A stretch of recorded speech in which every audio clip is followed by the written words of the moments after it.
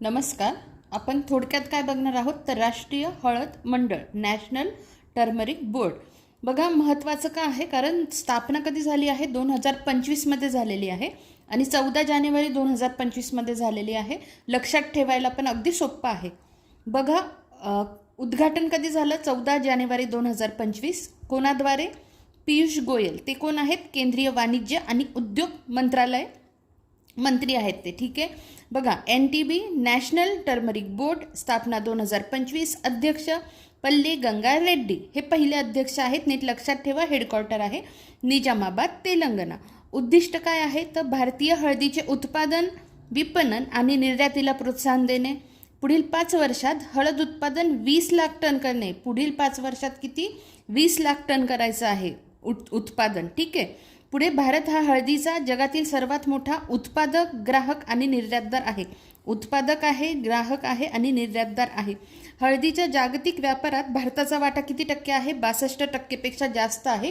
ह्या सगळ्या फॅक्ट खूप महत्त्वाच्या आहे, लक्षात ठेवा.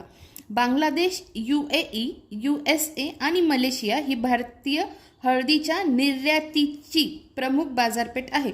हळदीला गोल्डन स्पाइस म्हणून ओळखले जाते. पुढे बघा, भारतात हळदीच्या 30 प्रकारांचे उत्पादन केले जाते. 2023-24मध्ये 226.5 दशलक्ष अमेरिकी डॉलर्स मूल्याची 1.62 लाख टन हळद आणि हळदीच्या उत्पादनांची निर्यात झाली.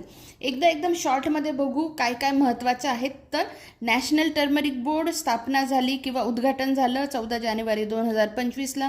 कोणाच्या हस्ते? पियुष गोयल जे केंद्रीय वाणिज्य आणि उद्योग मंत्री आहेत. त्यानंतर अध्यक्ष कोण आहेत? पहिले अध्यक्ष माहिती पाहिजे. पल्ले गंगा रेड्डी जे पहिले आहेत. मुख्यालय आहे निजामाबाद तेलंगणा येथे. नंतर 5 वर्षात हळदीचं उत्पादन किती करायचं आहे? 20 लाख टन करायचं आहे.